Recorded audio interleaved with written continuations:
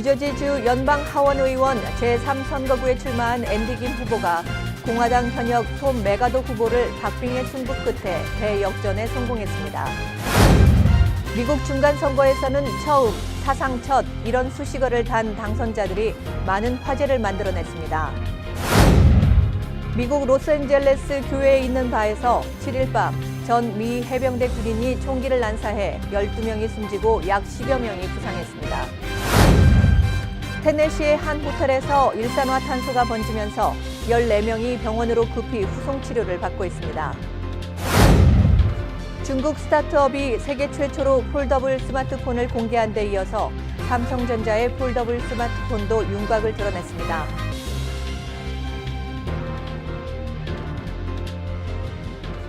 SBI융자 전문은행 뉴밀레니엄뱅크가 홈모기지 융자를 시작했습니다. 신속한 진행과 간단한 서류로 내 집 마련의 꿈을 앞당겨 드립니다. Member of FDIC and Equal Housing Lender.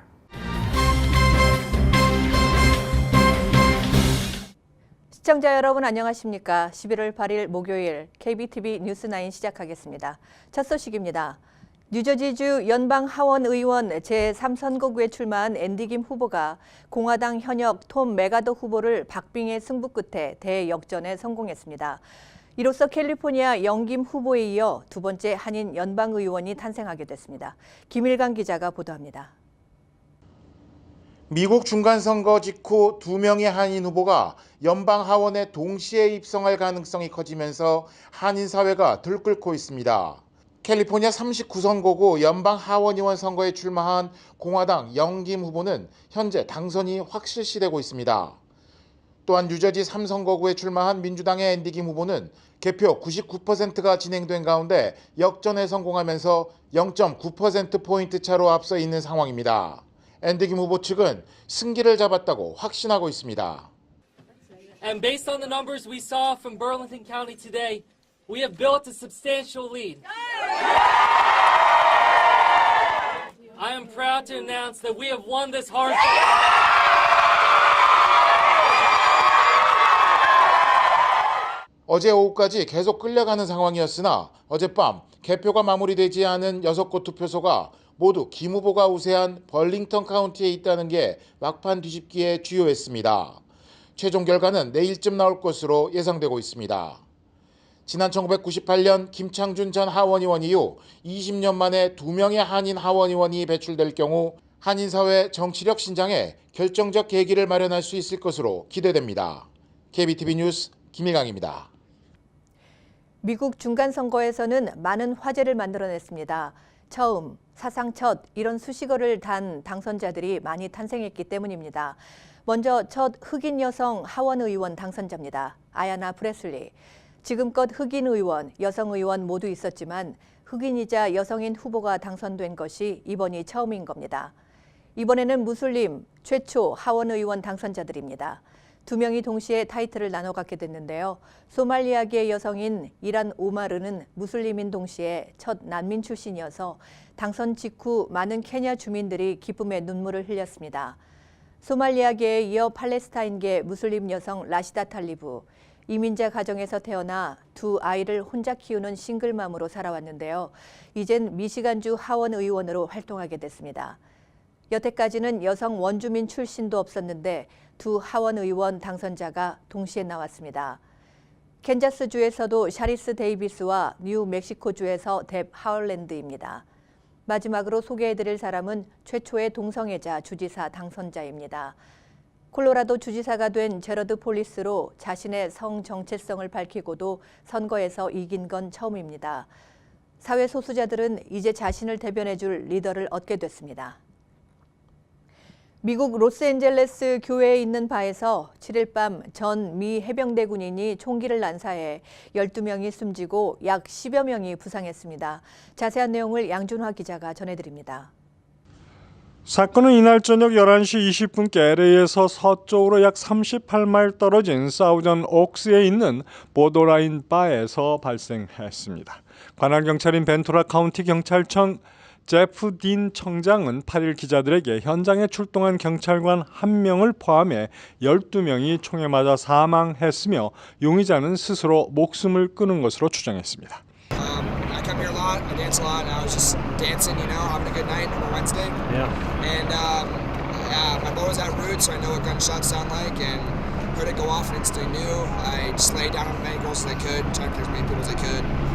And then shooting kept going. They were throwing smoke bombs, and then it kind of like hit me like, okay, it's time to go to work. And then 현재까지 밝혀진 바에 의하면 용의자는 2013년부터 미 해병대에서 근무했던 이안 데이비스로 이날 총격에는 45 구경 권총을 사용한 것으로 알려졌습니다. 한 목격자는 LA 타임스에 한 남성이 보더라인 바로 달려들어와 총을 쏘기 시작했으며 최소 30발을 발사했다고 전했습니다.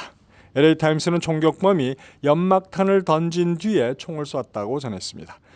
경찰과 목격자들은 넓은 댄스홀이 있는 이 바에서 대학생들을 위한 컨트리 음악의 밤 행사가 열리고 있었다면서 18세 정도밖에 안 된 어린 학생들을 포함해 수백 명이 현장에 있었다고 말했습니다. 총격이 발생하자 현장은 아수라장으로 변했으며 사람들은 화장실에 숨거나 도망치기 위해 의자로 창문을 깼다고 목격자들은 전했습니다. 아직 수사당국은 이번 범행의 동기에 대해서는 아직 밝혀지지 않고 있습니다. 다만 용의자는 정신적 문제를 갖고 있었던 것으로 알려지고 있습니다. KBTV 뉴스 양준하입니다.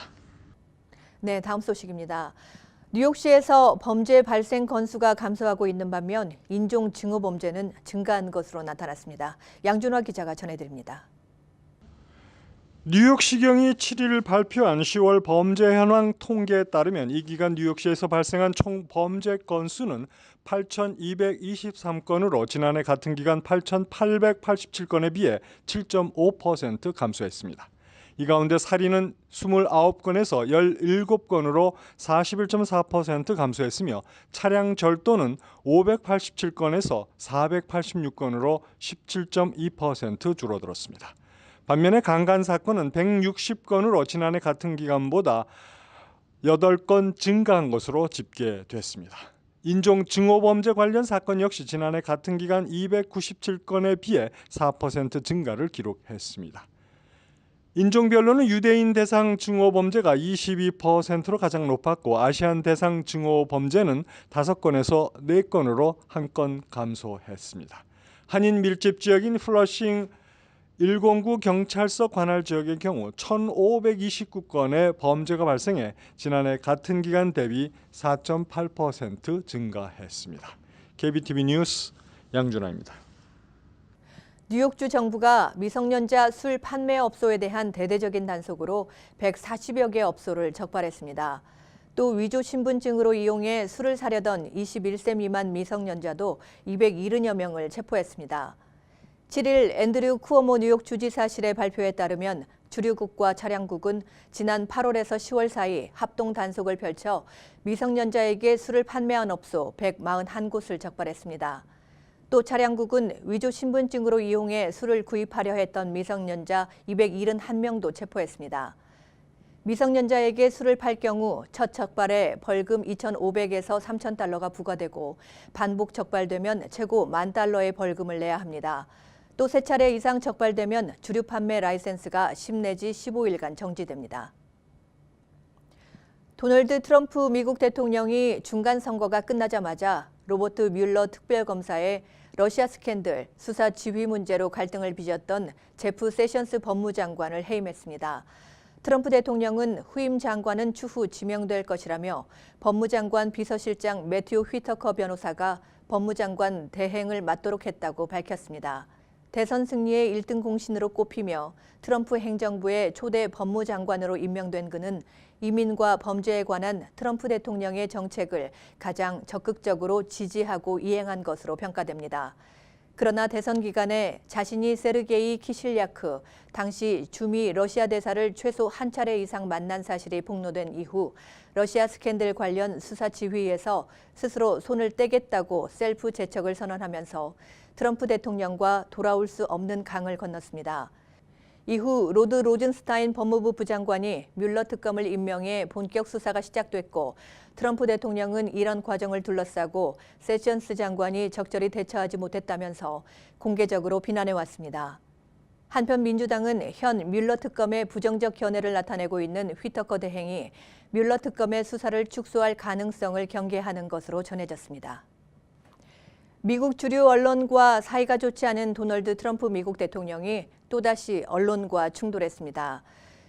미국 중간선거 다음 날 진행된 도널드 트럼프 대통령의 기자회견 중 CNN 기자가 중미 이민자 행렬 캐러밴에 대한 질문을 하자 날카로운 분위기가 흐릅니다.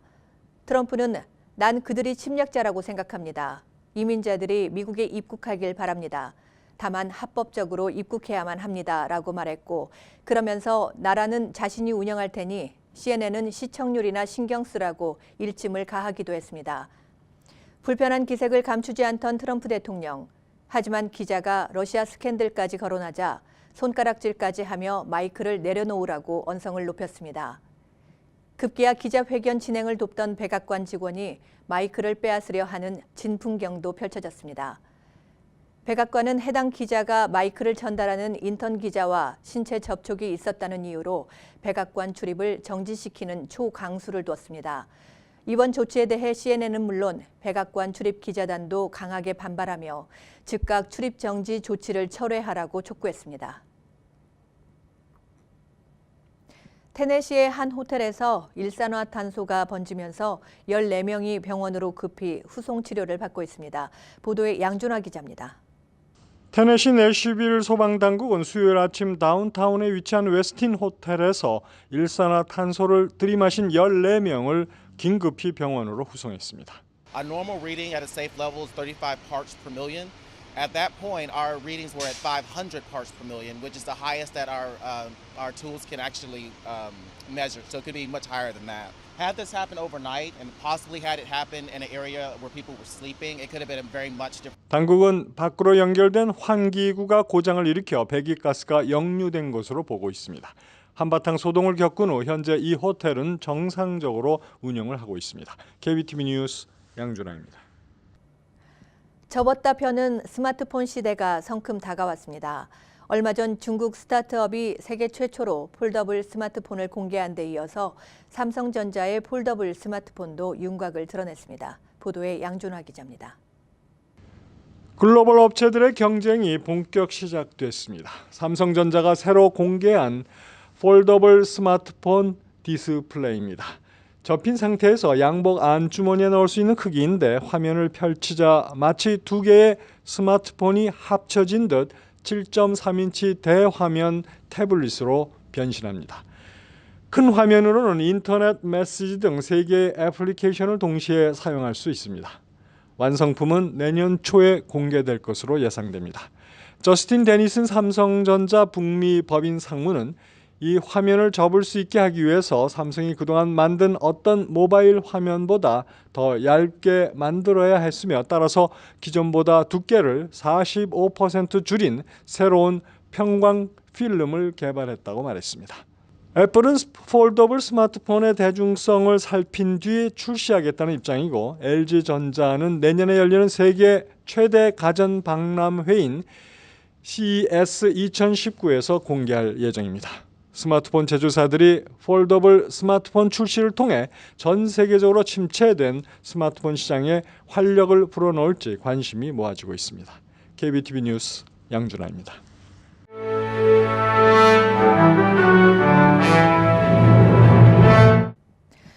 사건 사고입니다. 지난 수요일 밤 브루클린에 있는 한 매장에서 총격 사건이 발생해 한 명이 숨졌습니다. 경찰에 따르면 이날 오후 11시경 브루클린 다운타운에 있는 매장에서 스펜서 칼툰 씨가 한 남성과 다투다 남성이 쏜 총을 가슴에 맞고 숨졌습니다. 경찰은 총격 용의자를 현장에서 체포해 사건 경위를 조사하고 있습니다. 전 WFAN 라디오쇼 사회자인 카레이그 칼툰이 중범죄 혐의로 유죄 판결을 받았습니다. 지난 수요일 맨하튼 법원에서 열린 공판에서 배심원단은 이 사건을 5시간 동안 심의한 후 이 같은 판결을 내렸습니다. 카툰은 유선 사기 및 증권 사기를 저지른 혐의로 기소됐습니다. 검찰에 따르면 카툰은 스포츠 연예 이벤트 회사로부터 콘서트 티켓을 대량 구매하고 이를 중개 시장에서 판매함으로써 수백만 달러의 부당 이득을 챙긴 사실이 드러나 비난받았습니다. 검찰은 카툰이 이 돈을 도박과 개인 경비 등으로 사용했다고 말했습니다. 최근 브루클린 윌리엄스버그에서 홍역 환자가 빠르게 늘고 있어 보건당국에 비상이 걸렸습니다. 뉴욕시 보건국에 따르면 지난달 브루클린에서 어린이 6명이 홍역 확진 판정을 받은 데 이어 최근 11명의 어린이들이 추가 확진 판정을 받았습니다. 최근 홍역이 맹위를 떨치고 있는 이스라엘을 다녀온 유대인 어린이 3명이 홍역 바이러스에 노출된 채로 귀국한 뒤 다른 어린이들에게 전파한 것으로 알려졌습니다.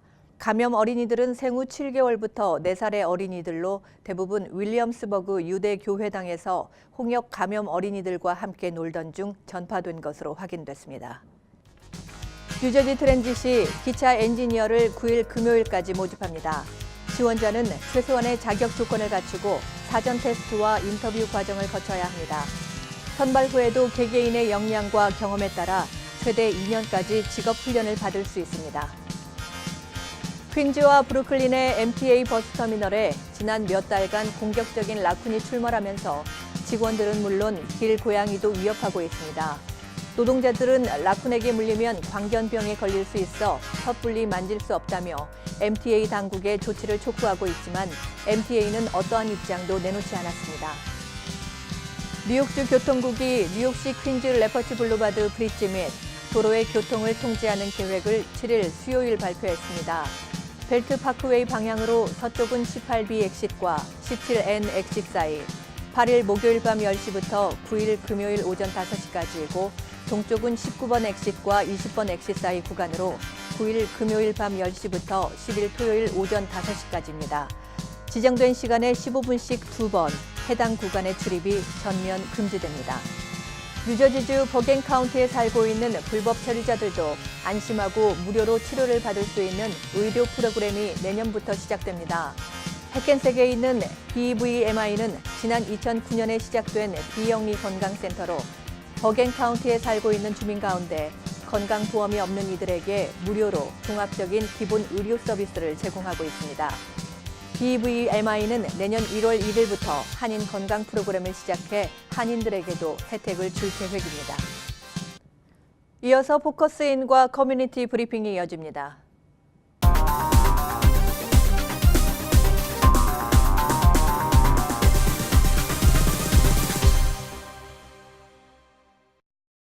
네, 오늘도 시민참여센터의 김동찬 소장님을 모시고 중간선거 끝나고 그 결과에 대한 이야기 들어보겠습니다. 안녕하십니까? 안녕하세요. 네, 어서 오십시오.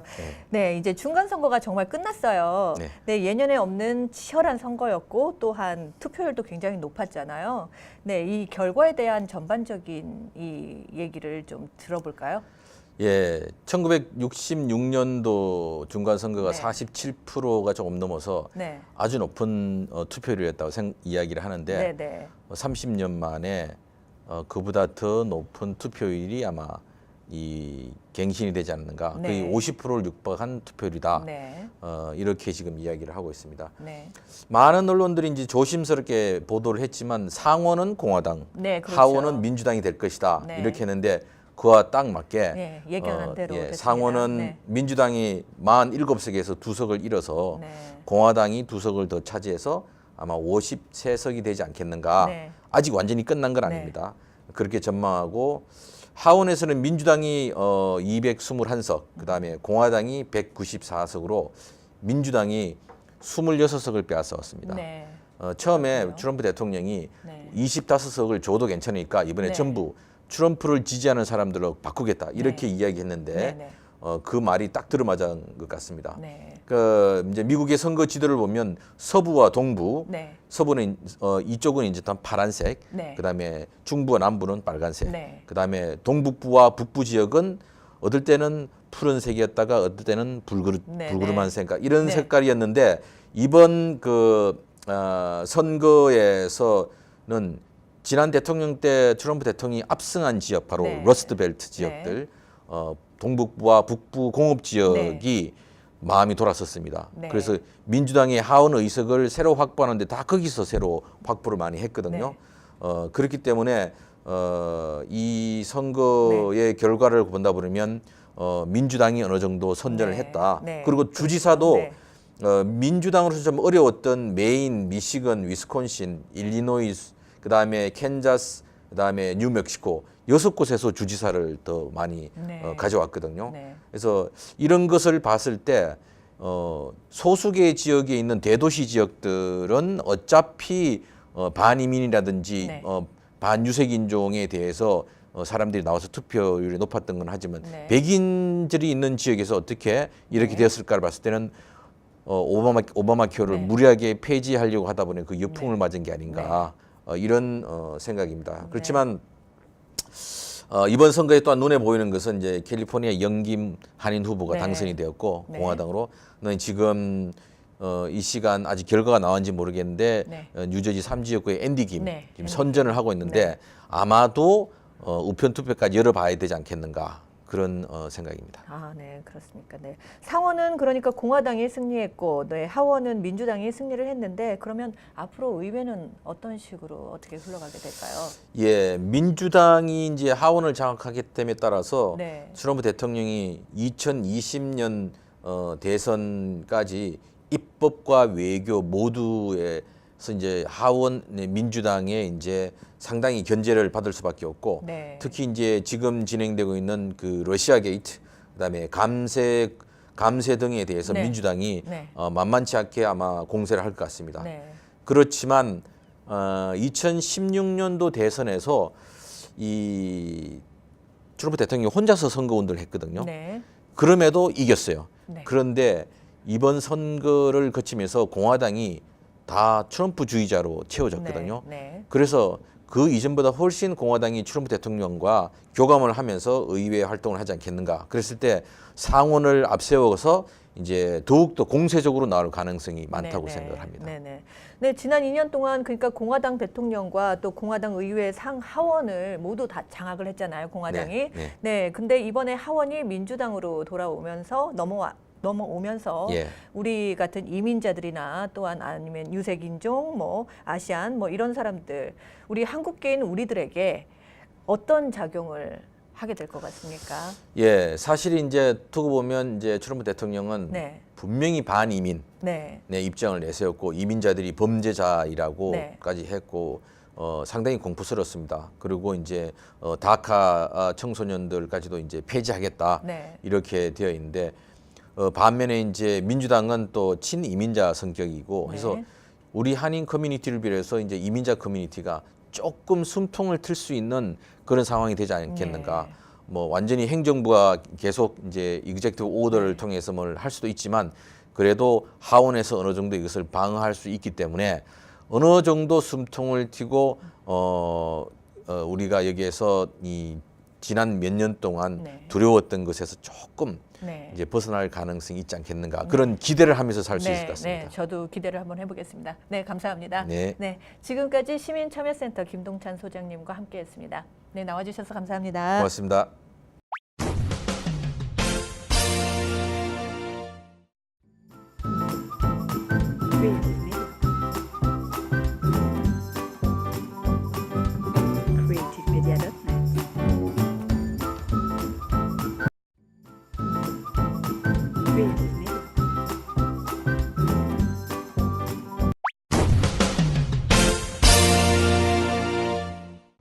환율과 증시 전해드립니다.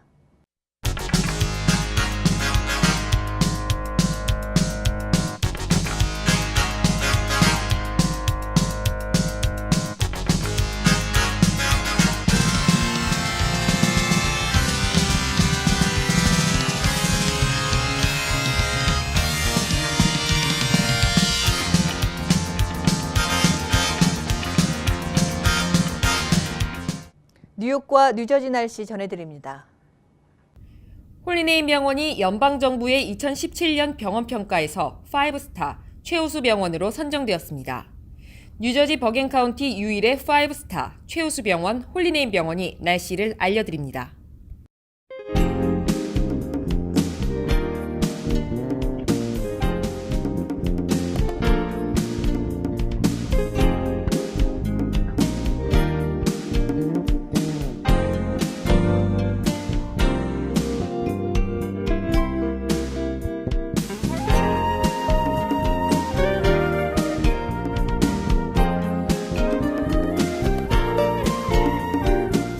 건강한 가정, 행복한 한인 사회를 위해 함께합니다. 한국인을 아는 병원, 실력 있는 병원, 홀리네임 병원. KBTV 오늘의 날씨는 홀리네임 병원에서 제공합니다. 오늘도 KBTV 뉴스9을 시청해주신 여러분 고맙습니다. 편안한 저녁 보내시기 바랍니다.